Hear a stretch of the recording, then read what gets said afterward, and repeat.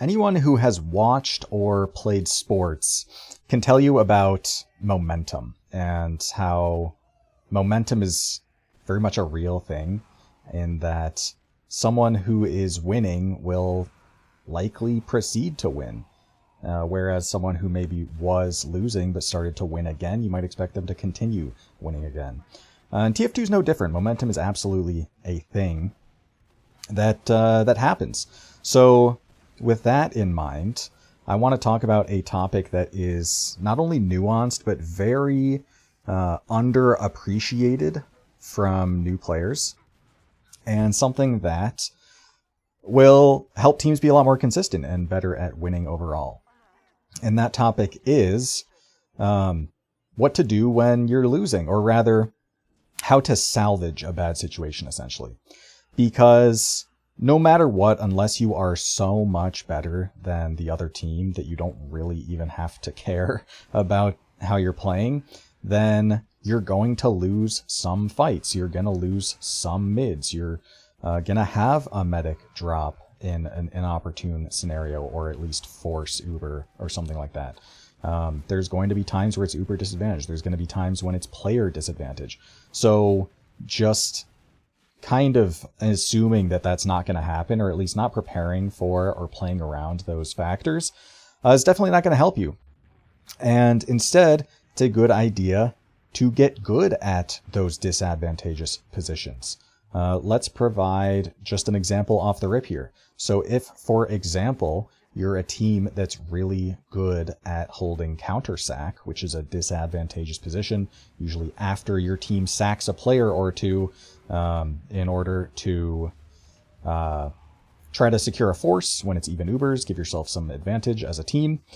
But the sack does not get the force, so now you're just down players, and the other team has a temporary advantage in that player advantage, right? With which they might send a sack back, thus the name counter sack. So let's say you're on a team that's really good at counter sack. You're really good at playing pressure on the doors such that you're playing the doors enough and playing the chokes enough that it's difficult for the other team to do much. It's difficult for them to take space, for example, and take like a proper fight. But you're not so overcommitted that you're going to get punished for the fact that you're down players. I can think of the textbook choke for this in my mind is process choke, particularly as a demo man.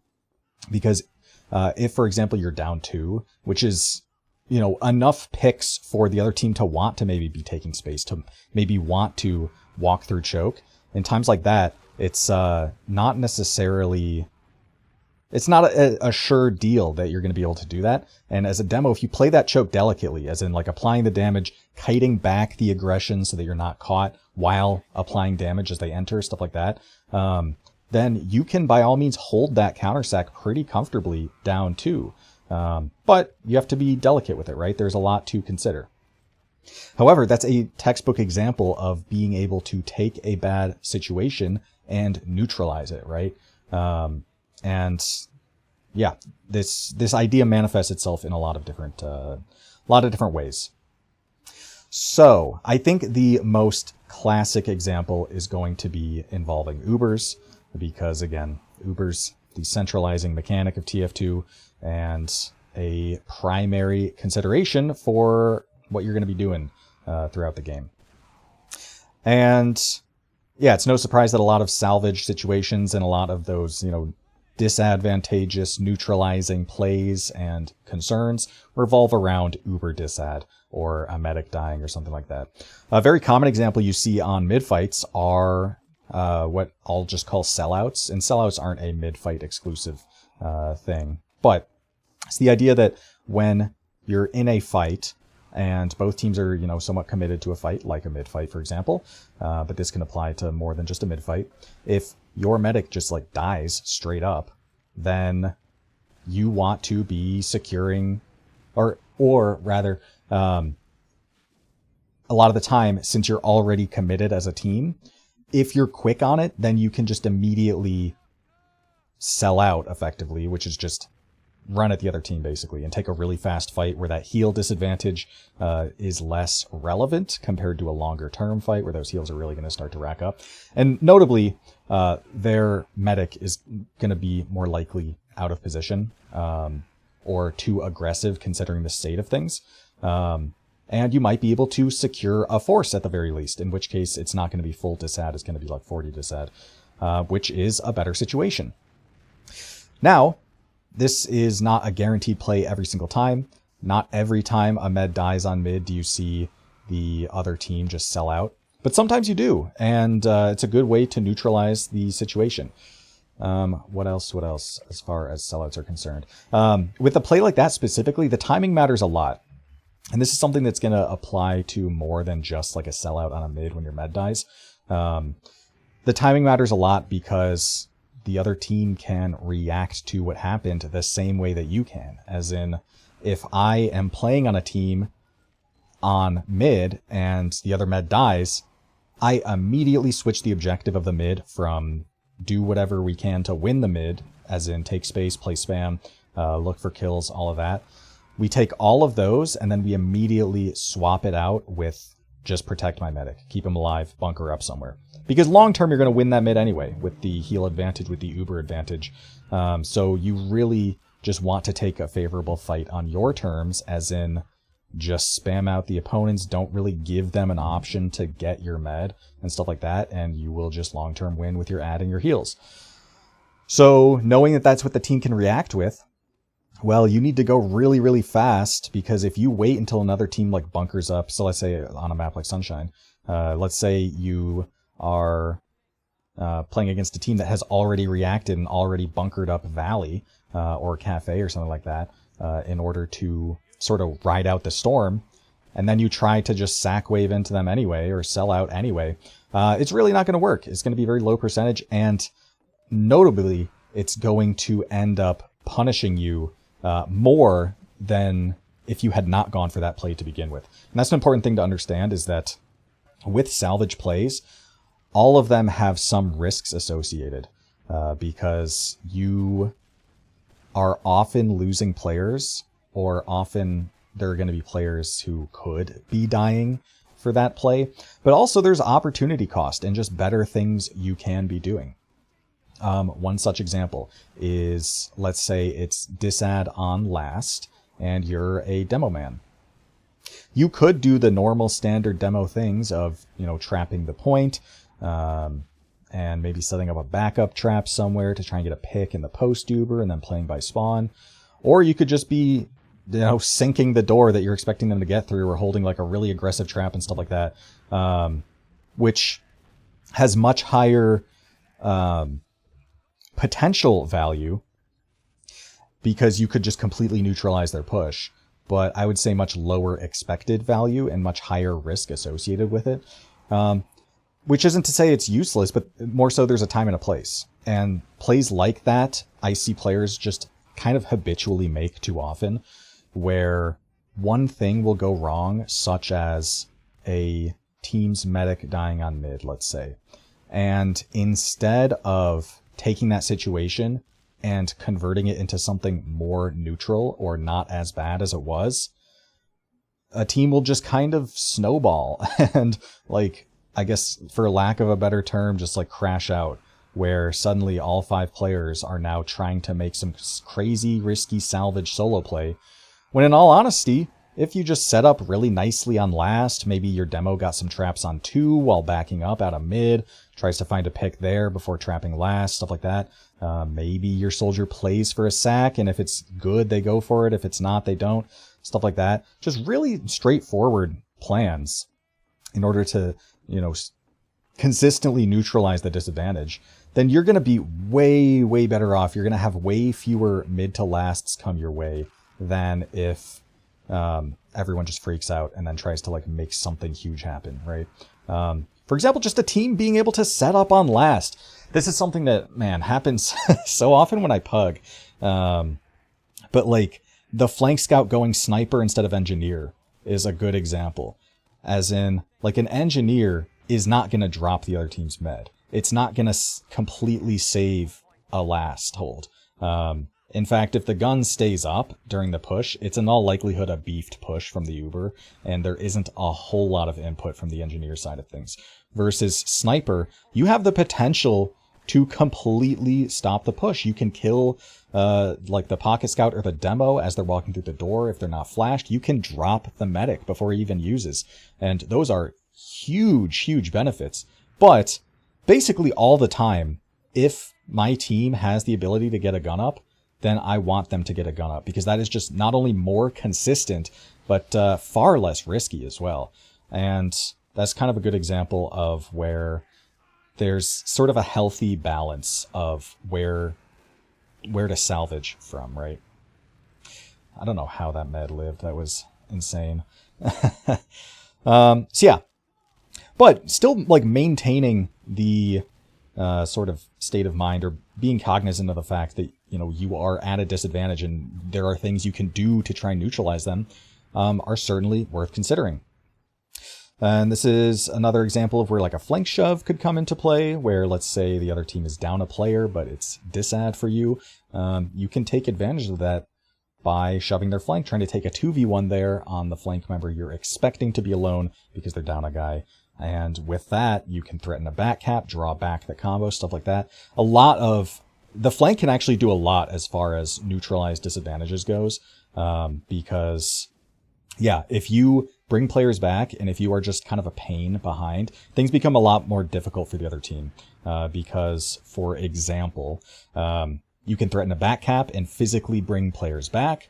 You can instead just be alive behind, and that in and of itself is a threat against the other team and kind of limits their options, because if you're behind as a soldier, for example, then the other team is going to be a little, or they should be a little more scared to just take a flip-flop and like pop through and play the disad on point, because the disad on point is going to be a lot more dangerous if there's an enemy soldier behind. So that is kind of limiting their options. And a lot of the time, like if it's a slight disadvantage, or slight advantage for the other team, like in the 30% range, then something minor like that, like a player behind or finding a single kill somewhere, is often enough to discourage a team from pushing outright. And you can neutralize those scenarios with something kind of small and consistent. Right. And this isn't to say, you know, take 1v1s on the flank whenever it's disad, but there's a time and a place for activity like that. What else? Right. Yeah, I think in general, teams that can win consistently do so in one of two ways. You are either just so much stronger than your opposition that you just create so many more favorable situations for yourselves, and that ends up just working out. So you don't really have to be on the back foot ever. And I think the more consistent way, which is you get good at the game and the nuances of the game and can understand sort of when those, how you can exploit the other team even when you're at a considerable disadvantage and things like that. Right. Huh. I don't remember if this spy play works. I don't think it does. Oh, you know what? I'm pretty sure it does. Oh, actually... What? Yeah, it totally does. This is where I'd love to have stock revolver, but we get the drop anyway. Okay, are there any other concrete examples I can think of? Because a lot of it is just kind of like getting good at playing disad or playing disadvantageous positions.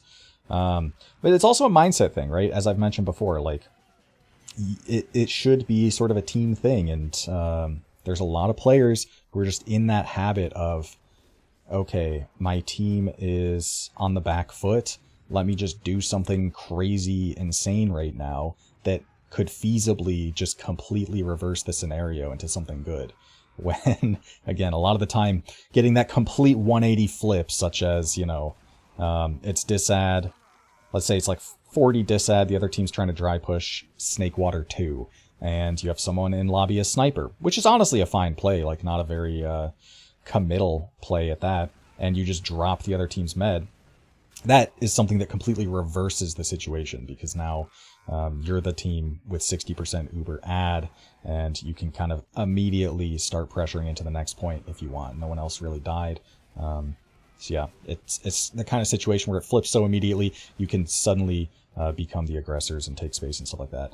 Of course, in that exact scenario, you have to be a little worried about the whole sniper situation, but still. But a lot of the time, that's not going to be the case, right? A lot of the time, most of the time, in fact, you're not going to be able to completely 180 flip a situation. You're not going to be able to hold your trap as a demo and the med will walk into it. A lot of the time, it's better to just take the kill on the player you can get the kill on, and then at least you have a kill, right? At least that disadvantage of the other team pushing with their Uber advantage is somewhat mitigated. And now you can maybe have some options. Maybe that kill was on the pocket scout, so there's no scout with the medic. And as a result, you can... and as a result, you have a freer bomb, because there's no scout to deny that until the flank scout rotates over, if they rotate over. Stuff like that. And you can see how these kind of plays are inextricably linked to the nuances of the game itself, how the classes work together and things like that. Because, yeah, a better team, a team that is better at playing those salvages or better at playing those disadvantages, are going to be overall a lot better at being able to pick apart the nuances of those fights and being able to convert something as minor as, you know, a single kill with a trap into a force, into neutralizing the state of Ubers, into, in some cases, not even giving up the point, stuff like that. And another example of this is in the... We'll just delay plays in general. I already mentioned it for players going behind. If you can delay the other team, then all you're doing is making it so that you are going to be in less of a disadvantageous position, because once a team gets Uber, then the timer is basically ticking, where it's only ever getting closer to evens after that. So if you can waste time, then you're getting closer to evens. And this is the case with the flank plays, as I mentioned. But another example is just playing spam. If a team is trying to dry push with Uber advantage, by all means, you can just be spamming them out and slowing them down without having to send your soldier quite yet, if they are being adequately slowed by it. But that was so bizarre to me, because that was like charged as well. Whatever. I got rolled. Yeah, like there are going to be teams that are going to be a little too scared to maybe use their Uber, or, you know, you're not presenting them with the opportunity of a good Uber, so they're kind of holding off and end up sort of punishing themselves as a result by playing so passively that you slow them down enough to get Uber. This is a big thing when you're at like the 80% range. In some cases even down to like 70%. If the other team's trying to dry push, it's probably not the best idea to instantly send your soldier, but rather to try to slow them down with spam and stuff like that, and then work towards that exchange, work towards getting Uber in order to fight for the point on more even footing. But I think a general trend you're seeing here is that in those positions, when you are behind, when there is some form of disadvantage looming over you and your team, it's a lot of what you're going to do as far as what plays you're making and, what plays you're making, what your strategies are going to be and things like that, should be considering that. It should be some effort to neutralize those disadvantages. Like even just the textbook setting up defensive off classes on a last hold is you making decisions, or like you strategizing a way to set up a very robust hold on last, which is going to neutralize the disadvantage of it being Uber disad, right? An Uber add into last with no off classes is so much stronger than one against a gun or an engineer that switches into heavy, and then, well, yeah, the NG switching to heavy, maybe a sniper to like guarantee the force, stuff like that. It's going to be much more defensible. It's a perfect example of a team having a strategy in order to mitigate those disadvantages. Flank shove, as I mentioned a couple times, another such example where, again, your main goal, neutralizing those disadvantages or making it not so bad. And when you can chain a few of those plays together, in the case of maybe you get good spam, slows the other team down, and then the flank's a little fast as a result, you can convert a pick and then apply more pressure. Maybe you sack into the beam, get a force, stuff like that. You are slowly but surely taking steps towards neutralizing the position completely. Right.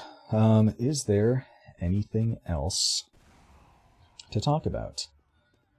Yeah, I think the number one thing is just being mindful of that as a thing. God, this is brutal. I don't know how that med was 100, but that helped me out for sure. Right. Being mindful of the fact that it is possible to end up actually losing more than you would have otherwise by taking a particularly ambitious salvage play. And being mindful of the fact that you should be consciously thinking of how to mitigate your opponent's advantages. So, oh, and also as well, like salvage plays and things like that are matters of timing, right? Because there are going to be times where a feed for the med on mid when your own dies is a really viable plan and probably the optimal play to make. But it won't be always. But in those times where you can recognize it, by all means. There's gonna be times where a soldier just finding like a blind timing bomb and a choke as the other team's walking through is gonna work out. And likewise, just a random soldier just choosing to feed. If they have the timing and they understand that that's a play that is likelier to work than it would be normally, then yeah, absolutely that can work out. But it is a matter of timing, just like anything as far as soldier bombs and things of that nature are concerned. Right. I think that's probably all I have to talk about. I would start repeating myself otherwise. So yeah, we'll call things there. But next time something goes wrong for your team, actually think about what you're doing to mitigate that disadvantage. Think about if it's actually working. Because if you take something as simple as you're down a player at mid and you try and stay in and convert a pick or something, and you end up staying too long and then you wipe as a result, obviously the outcome there is way worse than if you had just left with your one pick and held second on even Ubers, which is a very achievable goal. Likewise, if you lose your medic and then one by one slowly trickle feed to try and kill the other team's medic, and everyone gets handled very easily because the other team's just bunkered up and deathballing with their heals, so you're just effectively taking like 3v1s in a row, and suddenly you end up with not only your medic dead, but 3 extra combat players dead on top of that. Yeah, maybe the outcome there is a little bit worse than it would have been if you had just done a different plan, right? Maybe set up spam on 2. Maybe you all go at the same time. Maybe no one dies and you just try and set up a really good last hold, which if you're good at holding last, you're going to win games, believe me. But yeah, just something to think about, a concept that a lot of newer teams don't seem to grasp at times, because it is especially newer teams that I see that end up in worse positions than they would have been otherwise, just because they got really crazy with their salvages and just tried to make plays without really understanding what was going on or interpreting that they had good timings for stuff when they actually didn't. But anyway, that's all I have for today. Hope you guys enjoyed. And oh yeah, when I told people to sub last time, it actually worked, I'm not gonna lie. I had been sitting like just shy of 7,000 for a few months, despite, not regular uploads, but I was uploading, and then I got like a couple hundred subs just after that video. So yeah, if you aren't subscribed, then do that. But anyway, that's all from me. Hope you guys enjoyed, and see you all next time.